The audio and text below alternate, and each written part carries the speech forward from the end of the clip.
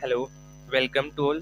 So today we are going to discuss another topic in the neurology and the neurosurgery, that is epilepsy और seizures.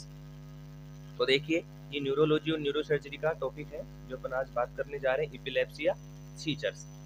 अगर अपन simple भाषा में बात करें तो एपिलेप्सी और सीजर्स क्या होता है, like we know that in the simple language it मिर्गी. Okay, so epilepsy and seizures दोनों एक वर्ड नहीं होते. देखो क्या होता है कि सीजर्स क्या होता है, सिंगल एपिसोड होता है. ठीक है, सिंपल एपिसोड मीन क्या होता है, लाइक किसी भी एक्सट्रीमिटी का या ऑर्गन एक्सट्रीमिटी होती है या आउटर मूवमेंट होते हैं उनका जर्किंग होना, सिंगल एपिसोड में जर्किंग होना किसी भी एक्सट्रीमिटी का, वो क्या होता है, सीजर्स होता है. अब जब क्या होता है 1 to 2 episode of the seizures, यानी कि जब सीजर्स के 1 से 2 एपिसोड आ जाए तो क्रोनिक सीजर जिसको बोलते हैं उसको अपन वो कंसिडर करते हैं एपिलेप्सी. समझे, यानी कि सिंगल एपिसोड हो रहा है या जो अपना जो ब्रेन है, ब्रेन में एबनॉर्मल और सडन एक्सेसिव डिस्चार्ज हो रहा है इलेक्ट्रिकल एक्टिविटी का सिंगल एपिसोड में, उसको अपन बोलते हैं. यानी कि जैसे 5 to 10 सेकंड के लिए हो गया, कोई भी एपिसोड आया सीजर्स का, वो 5 to 10 सेकंड के लिए हो गया, तो अपन क्या बोलेंगे, सीजर्स. इफ ये जो सीजर्स है वो 5 to 10 मिनट या अगर अपन 1 to 5 मिनट तक कंसिडर करते हैं विदाउट पॉजिंग कंटिन्यू हो रहा है, तो यानी कि 1 से 2 एपिसोड आ रहे हैं सीजर्स के, तो अपन उसको बोलते हैं एपिलेप्सी. ठीक है, अब देखो एपिलेप्सी क्या है, कोई डिजीज नहीं है. अगर अपन एपिलेप्सी और सीजर्स को कंसिडर करें तो अपन इसको डिजीज में कंसिडर नहीं कर सकते, बिकॉज ऑफ ये क्या है, एक सिम्टम है, एक सिम्टोमेटिक है, तो अपन इसको डिजीज कंसिडर नहीं कर सकते हैं. ठीक है, अब देखो सीजर्स होते क्या है, अपन समझते सीजर्स होते क्या है. Seizures are abnormal sudden and excessive discharge of electrical activity within the neuron of brain. यानी कि अपने जो ब्रेन होता है, ब्रेन में अपने चैनल्स होते हैं, जो इलेक्ट्रिकल एक्टिविटी हो रही होती है, नॉर्मली हो रही होती है, सिग्नल आ रहे होते हैं, सिग्नल जा रहे होते हैं, मैसेज पाथवे अपना बन रहा होता है. लेकिन जब सीजर्स की कंडीशन आती है उसमें क्या होता है, एबनॉर्मलिटी आ जाती है और सडन एक्सेसिव डिस्चार्ज होता है किसका, इलेक्ट्रिकल एक्टिविटी का. जो ब्रेन में अपने न्यूरॉन होते हैं उनमें एबनॉर्मल सडन और एक्सेसिव डिस्चार्ज होता है इलेक्ट्रिकल एक्टिविटी का, तो अपन उसको क्या बोलते हैं, सीजर्स आना. राइट, सो उससे अपन बोलते हैं सीजर सिम्टम. अगर ऐसे सिम्टम्स शो हो रहे तो अपन उसको क्या बोलेंगे, सिम्टम्स, सीजर्स बोलेंगे. ठीक है, अब देखो इटियोलॉजी देखते हैं अपन, यानी कि कोज क्या है, इसका कोज क्या हो सकता है. ठीक है, यानी सीजर्स का कोज क्या हो सकता है. अब first of all brain tumour, ये सबसे मोस्ट एंड कॉमन कोज है. यानी कि अगर अपन बात करें कि ये ब्रेन में क्या होता है, तो मोस्ट एंड कॉमन है ब्रेन ट्यूमर. यानी कि ब्रेन में अपने ट्यूमर है, तो ट्यूमर है तो ट्यूमर की जो अराउंडेड है, मान लो ये ट्यूमर है तो जो ट्यूमर के अराउंडेड है वहाँ पे क्या होगी, इलेक्ट्रिकल एक्टिविटी होगी. और जब ट्यूमर है तो नॉर्मल तो होगी नहीं, तो वहाँ पे अब नॉर्मल एक्टिविटी होगी, तो उसकी वजह से सीजर्स होंगे. पहला हो गया अपना ब्रेन ट्यूमर. फिर हो गया हेड ट्रॉमा. अब देखो हेड ट्रॉमा लाइक कोई एक्सीडेंटल केस है या, लेकिन हेड ट्रॉमा में अगर अपन एक चीज कंसिडर करते हैं कि यदि हेड ट्रॉमा है तो हेड ट्रॉमा होने के विद इन 1 ईयर तक ही आपको सीजर्स आ सकते हैं. हेड ट्रॉमा आपको लॉन्ग टर्म में सीजर्स कॉज नहीं करेगा, लेकिन यदि हेड ट्रॉमा हुआ है विद इन 1 ईयर आपको चांस होता है कि आपको सीजर्स आ सकते हैं. अब अगर बात करें टॉक्सिन्स, अब टॉक्सिन्स क्या होते हैं, जैसे कोई भी सब्सटेंस है, टॉक्सिन्स है जो जो अपना बीबीबी होता है, यानी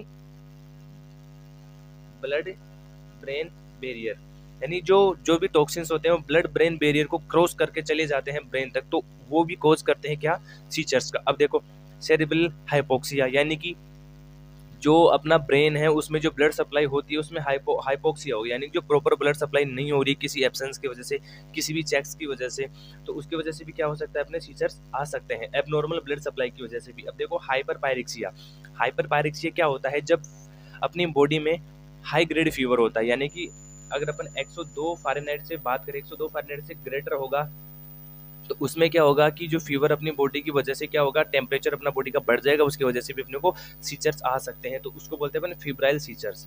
ठीक है, यानी कि जो बॉडी का टेम्परेचर बढ़ने की वजह से जो सीजर्स आते हैं अपन उनको क्या बोलते हैं, फिब्राइल सीजर्स बोलते हैं. ठीक है, अब देखो अगर अपन नेक्स्ट की बात करेंगे कंजाइनेटल डिफेक्ट ऑफ सीएनएस, यानी कि CNS nerve system, central nerve system के बारे में कोई भी कंजाइनेटल डिफेक्ट हो उसी वजह से. अब देखो इन्फेक्शन जैसे मेनिंजाइटिस, अब जो भी ब्रेन में इन्फेक्शन होगा, इन्फेक्शन की वजह से भी अबनॉर्मल जो एक्टिविटी होगी अपने इलेक्ट्रिक, उसकी वजह से भी सीजर्स आ सकते हैं. अब देखिए अपन मोस्ट बात करते हैं टाइप्स की, कि जो सीजर्स होते हैं वो कितने टाइप के होते हैं. देखो पहला होता है जनरलाइज दूसरा होता है पार्शियल सीजर्स। पहला होता है जनरलाइज सीजर्स, तो सेकंड होता है पार्शियल सीजर्स। अब जनरलाइज में भी देखो तीन होते हैं, टॉनिक क्लोनिक, पहला है टॉनिक क्लोनिक, उसको अपन क्या बोलते हैं, ग्रांड माल सीजर्स भी अपन बोलते हैं, ठीक है। अब सेकंड देखते हैं अपन पेपिट माल। पेपिट माल को अपन क्या बोलते हैं, एब्सेंट सीजर्स बोलते हैं। कि पेपिट माल जो सीजर्स होते हैं ना, वो चिल्ड्रंस में होते हैं। चिल्ड्रंस में क्या होते हैं, जो चिल्ड्रंस होते हैं ना, उनमें क्या होता है कि वो लगातार रोलिंग कर रहे होते हैं, लाइक करते हैं ना बच्चे, रोलिंग कर रहे होते हैं, या अपनी जो होठ होते हैं उनको चबा रहे होते हैं, या बार बार जो अपनी आई है उनको ब्लिंकिंग कर रहे होते हैं, बार बार आंखें झपकाना, ये जो सिम्टम्स बच्चों में दिखाते हैं तो उसको पेपिट मोल से एब्सेंट सीजर्स बोलते हैं। और थर्ड टाइप होता है अपना मायोक्लोनिक या माइनर, ठीक है। और अगर अपन इसकी बात करें पार्शियल सीजर्स की, तो देखो पार्शियल सीजर्स को अपन क्या बोलते हैं, फोकल एपिलेप्सी भी बोलते हैं। ये दो टाइप के होते हैं, एक तो सिंपल पार्शियल और एक होता है कॉम्प्लेक्स पार्शियल। अब जो सिंपल पार्शियल है उसको अपन जैक्सनियन भी बोलते हैं और मार्च सीजर्स भी बोलते हैं। देखिए थोड़ा मोस्ट है, एमसीक्यूज में पूछा जा सकता है कि जैक्सनियंस और मार्च सीजर्स क्या होते हैं। अब कॉम्प्लेक्स पार्शियल में अपन क्या बोलते हैं इसको, साइकोमोटर सीजर्स भी बोल सकते हैं। अब देखो अपन ब्रीफली डिस्कस करते हैं कि जनरलाइज सीजर्स क्या होते हैं और पार्शियल सीजर्स क्या होते हैं। देखो जनरलाइज सीजर्स, अब देखो अपने ब्रेन के दो पार्ट होते हैं, एक तो होता है राइट हेमिस्फीयर, एक होता है लेफ्ट हेमिस्फीयर, ठीक है। तो जो जनरलाइज सीजर्स होते हैं ना, वो जो ब्रेन के दोनों पार्ट होते हैं, यानी कि जो दोनों पार्ट है कौन से, जो अपना लेफ्ट हेमिस्फीयर है और राइट हेमिस्फीयर है, दोनों पार्ट में ये इलेक्ट्रिकल एबनॉर्मल इलेक्ट्रिकल एक्टिविटी होती है। तो देखो पहला कौन सा है अपना टॉनिक क्लोनिक। अब देखो टॉनिक क्लोनिक में क्या होता है कि तीन फेज होती है, एक फेज होती है ओरा फेज, सेकंड होती है टॉनिक फेज, और थर्ड कौन सी होती है, क्लोनिक फेज। अब ध्यान से देखो, ओरा जो फेज होती है इसमें होल्यूसिनेशन होता है। होल्यूसिनेशन क्या होता है, लाइक अगर कोई भी पेशेंट है वो खड़ा है तो उसको सामने कुछ एबनॉर्मल चीजें दिखाई देती है, जबकि ऐसा होता नहीं है, मतलब उसको इल्यूजन होता रहता है, होल्यूसिनेशन होता रहता है कि जैसे सामने कुछ डार्क चीजें हैं या कुछ ऐसी चीजें हैं जिससे वो और ज्यादा फियर बनता है उसमें, तो होल्यूसिनेशन होता है। सेकेंडरी स्टेज में क्या होगा, उसको स्टिफनेस ऑफ मसल्स, यानी कि जो मसल्स है उसकी स्टिफ होने लग जाएगी, और लॉस ऑफ कॉन्शियसनेस, मतलब उसका कॉन्शियसनेस लॉस होने लगेगा। ये पीरियड होता है 10 to 20 सेकंड तक होता है, ठीक है। और अगर अपन थर्ड स्टेज की बात करें तो थर्ड स्टेज होती है क्लोनिक फेज। क्लोनिक फेज में क्या होगा कि जर्किंग ऑफ एक्सट्रीमिटी, यानी कि जो अपनी एक्सट्रीमिटी है वो क्या करेगी, जर्किंग, यानी उसमें ऐसे ऐसे होने लग जाएगा, लाइक ये कंपन होता है ना, वो होने लग जाएगा थर्ड स्टेज में। तो ये तीनों स्टेज कंबाइन होगी। फर्स्ट ऑफ ऑल क्या होगा, पेशेंट को हेलुसिनेशन होगा, लाइक उसको लगेगा कि कुछ है, जबकि ऐसा कुछ होगा नहीं। टोनिक फेज में क्या होगा, उसकी मसल्स है वो स्टिफ होने लग जाएगी और लॉस ऑफ कॉन्शियसनेस होने लग जाएगा। और थर्ड में जर्किंग ऑफ एक्सट्रीमिटी, यानी जो वाइब्रेशन जो होता है वो स्टार्ट होना हो जाएगा, ठीक है। तो ये हो गया। अब देखो अपन सेकंड देखते हैं। सेकंड है अपना पेपिट माल या एब्सेंट सीजर। अब देखो पेपिट माल सीजर्स मैंने आपको ऑलरेडी बता दिया है कि क्या होता है, चिल्ड्रंस में मौजूद होता है brief period of alternate consciousness, यानी कि क्या होता है कि बहुत लंबे समय तक या बहुत थोड़ा एक्सट्रीम टाइम के लिए क्या होता है वहाँ पे अनकॉन्शियसनेस उसको होने लग जाती है 5 to 10 सेकंड के लिए। इसके सिम्टम्स क्या होंगे कि रिपीटेड आई ब्लिंकिंग, यानी कि जो बच्चे हैं या चिल्ड्रंस हैं वो रिपीटेड आई ब्लिंकिंग करेंगे, रोलिंग करेंगे और लिप्स स्मैकिंग करेंगे, यानी होठ होठ होठ को काटेंगे अपने को, ये बच्चे जो मोस्टली करते नहीं है क्या, और जो रोलिंग होती है यानी बार बार रोलिंग करेंगे, ठीक है। अब देखो थर्ड होता है मायोक्लिनिक सीजर्स। मायोक्लिनिक सीजर्स में क्या होता है कि जनरलाइज स्टिफनेस आती है और जर्किंग ऑफ एक्सट्रीमिटी होती है, लाइक सीधा ही मसल्स में आपको स्टिफनेस आएगी, उस स्टिफनेस के बाद में क्या होगा कि जर्किंग ऑफ एक्सट्रीमिटी, यानी जो वाइब्रेशंस है अपने एक्सट्रीमिटीज का वो स्टार्ट हो जाएगा। अब देखो थर्ड बोलते हैं अपन, सेकंड अपन बात करते हैं, अपन तीन तीन देख लिए।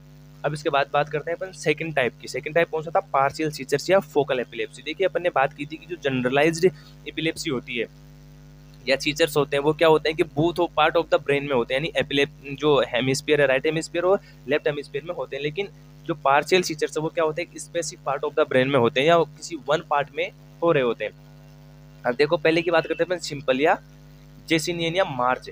अब देखो ये थंब टू आर्म, इसका मतलब समझो कि अगर किसी में भी सिंपल प्रकार से एपिलेप्सी हो रही है, सीजर्स आ रहे हैं पार्शियल सीजर्स में, तो थंब से स्टार्ट होगा। जैसे उसका यदि थंब ऐसे करना स्टार्ट किया, देखो ये स्टार्ट करना कि उसके बाद में आर्म में जाएगा, मतलब स्टार्ट कहाँ से होगा, फर्स्ट ऑफ ऑल थंब से स्टार्ट होगा और आर्म में जाएगा, ये एक नॉर्मल होता है। सेकंड देखो कॉम्प्लेक्स। कॉम्प्लेक्स में क्या होगा, लॉस ऑफ कॉन्शियसनेस, मतलब इसमें क्या होगा कि अल्टरनेट टाइम पे मतलब बहुत समय के लिए कॉन्शियसनेस लॉस हो जाएगी, यानी पेशेंट बेहोश हो सकता है कॉम्प्लेक्स में। यानी क्या कि पार्शियल जो सीजर्स का जो टाइप है कॉम्प्लेक्स, उसमें पेशेंट बेहोश हो सकता है और वो च्युइंगिंग स्टार्ट कर सकता है। कुछ नहीं कि क्या होगा कि उसके मुंह में कुछ ना हो या कुछ ना खा रहा हो फिर भी च्युइंगिंग करना स्टार्ट कर देगा। ये जो अपने क्लोथिंग है उनको वो क्या होता है चबाना स्टार्ट कर देगा, ठीक है। तो ये दो टाइप हो गए। अगर अपन देखते हैं एक सिचुएशन क्या होती है, स्टेटस इपिलेप्टिक्स, यानी कि स्टेटस इपिलेप्टिक एक कंडीशन होती है, वो क्या होता है, कॉम्प्लिकेशन ऑफ इपिलेप्सी, यानी इपिलेप्सी की जब कॉम्प्लिकेटेड हो जाती है तो इस कंडीशन को बोलते हैं अपन स्टेटस एपिलेप्टिक। अब देखो इसमें क्या होता है, ये होता है कंटिन्यूस सीजर्स एक्टिविटी, यानी कि जो सीजर्स आ रहे थे वो क्या हो जाएंगे, अब कंटिन्यू हो जाएंगे, ठीक है, यानी जो सीजर्स अब आ रहे थे वो कंटिन्यू हो जाएंगे, वो भी विदाउट पॉजिंग, यानी बिना रुके कंटिन्यू रहेंगे सीजर्स 5 से 10 मिनट के लिए। देखिए ये लॉन्ग पीरियड हो गया ना, एक अपने बात की थी कि सीजर्स क्या होते हैं, एक सिंगल्स एपिसोड होते हैं।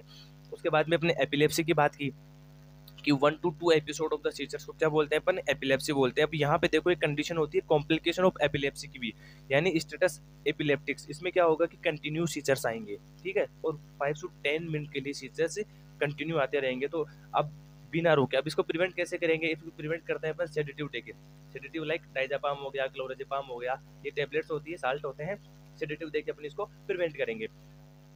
अब देखो डायग्नोसिस, डायग्नोसिस कैसे करेंगे कि अपने को सीजर्स आ रहे हैं नहीं आ रहे, किस टाइप का है, क्या करेंगे अपन, डायग्नोसिस कैसे करेंगे, उसके लिए अपन करते हैं ईईजी। ईईजी क्या होता है, इलेक्ट्रोएन्सेफेलोग्राम। इलेक्ट्रोएन्सेफेलोग्राम में क्या होता है कि जो ब्रेन की जो इलेक्ट्रिक स्टिमुलेशन हो रहा होता है, इलेक्ट्रिकल एक्टिविटी हो रही होती है, उसमें क्या होता है, एक मशीन होती है ईईजी, उसमें लीड के द्वारा क्या होता है, उसकी एक्टिविटी को एक पेपर पे रिकॉर्ड किया जाता है, ठीक है।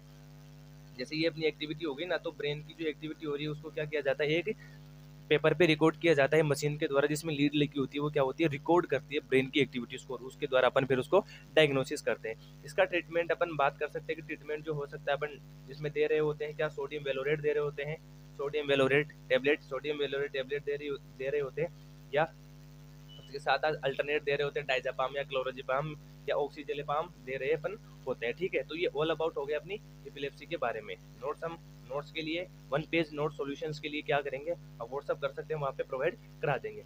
Okay, thank you.